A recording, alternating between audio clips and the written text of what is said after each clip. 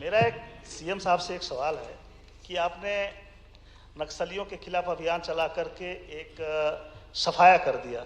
अब कौन सा सफाया करने वाले हैं या कौन सा अभियान चला? काय का चाहिए? नहीं, करने के लिए तो बहुत कुछ है, कहने के लिए तो बहुत कुछ है। आप बताएं, आप अपने से बताएं तो ज्यादा अच्छा रहेगा। देखो, हम वहां पे जो विश्वास रुका हुआ था, विकास रुका हुआ था, उसका सफाया करेंगे और विकास का कारवा ले जाएंगे। नमस्कार। ये आपने नक्सली वाला तो जिक्र किया, लेकिन इसके एक समस्या समाप्त हो रही है और एक दूसरी समस्या से मध्य प्रदेश गिरफ्त में आता जा रहा है, जो नशे के कारोबार वाली है। इसको लेकर आपकी कोई कार्य योजना है जिसको आप कहेंगे कि हम अगले साल जब 3 साल पर जब इकट्ठे हों तब क्या आप अनाउंस करने की स्थिति में है कि हमने नशे के कारोबार से प्रदेश को मुक्त कर दिया है?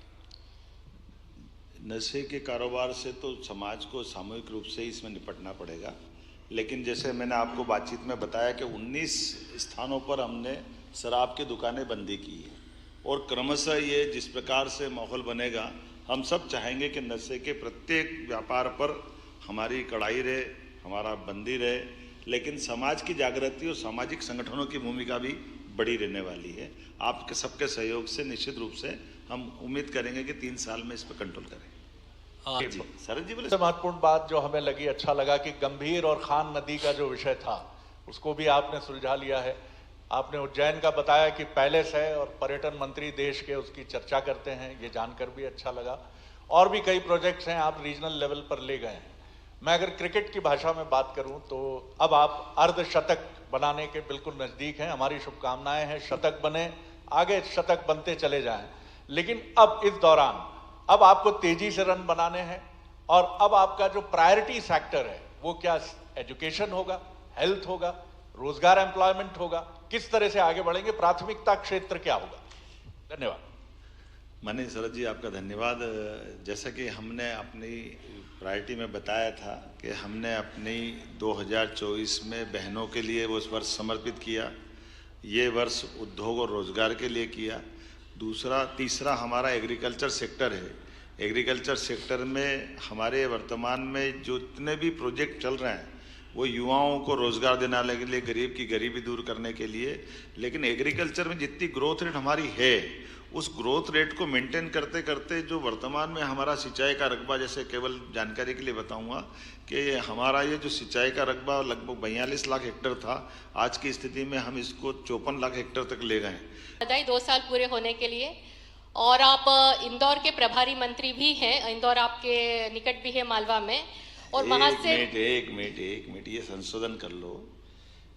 एक मुख्यमंत्री अपने जिलों के कार्य विभाजन करता है ना? तो एक खाली रख लिया तो इंदौर खाली है, वहां का प्रभारी मंत्री नहीं हूं। काम का बंटवारा करते ना, तो बंटवारा कर दिया, तो वो छोड़ दिया। मेरे घर में 4 कमरे हैं, 3 में मैंने कोई व्यवस्था के आधार पर आय के लिए किराएदार रख दिए, तो चौथा कमरा हमारा हो गया, तो मैं किराएदार थोड़ी हो गया वहां पे। थोड़ा खाली रख लिया, उसको कोई चिंता मत करो। ये खाली काम के लिए है या वैसे खाली रखा गया है? ये मेरे को मालूम नहीं आप किस संदर्भ में पूछ रहे हैं। मैं मूल प्रश्न पे आती हूँ। माँ अहिल्याबाई की नगरी से बारे में पूछना चाहूंगी कि उन्होंने इंदौर को या मालवा को कहे, मध्य प्रदेश को कहे, काशी और देश के अन्य धार्मिक स्थलों से जोड़ा था। आपने सिंहस्थ के लिए बहुत अच्छी योजना आगे जो हमने देखी कि कहना क्लोज डक वाली जो चीज़ थी, जो प्रॉब्लम को सॉल्व कर रहे हैं, बहुत अच्छी बात है। तो उसी से संबंधित मेरा ये प्रश्न है कि देश के अन्य धार्मिक स्थलों में मध्य प्रदेश के लोग जब जाते हैं तो ठहरने की, और मेरे पत्रकार साथियों के ठहरने के लिए भी, क्या इस तरह की कोई योजना होगी देश के अन्य स्थलों पे, और नेटवर्क कनेक्टिंग को लेकर भी? आप मध्य प्रदेश के बाहर की कह रहे हैं? हाँ, मध्य प्रदेश के बाहर देश के अन्य धार्मिक स्थलों को मध्य प्रदेश की जनता जहाँ पे रुक सके, जिस तरह की माँ अहिल्या ने एक परिपाटी शुरू की थी, उससे संबंधित है। हमने अहिल्या माता की जयंती मनाई, महेश्वर में मनाई, इंदौर में मनाई। और ये बात सही कि खासगी वाला ट्रस्ट की प्रॉपर्टियाँ पूरे देश में है। हमने उस पर अपना मेंबर भी बना दिया और उस ट्रस्ट से कहा भी है, लेकिन धीरे धीरे मना धीरे सब कुछ हो। अब धीरे धीरे मध्य प्रदेश करते करते बाकी राज्य के अंदर भी इस तरह के प्रबंधन हो जाए, इस पर प्रयास करेंगे।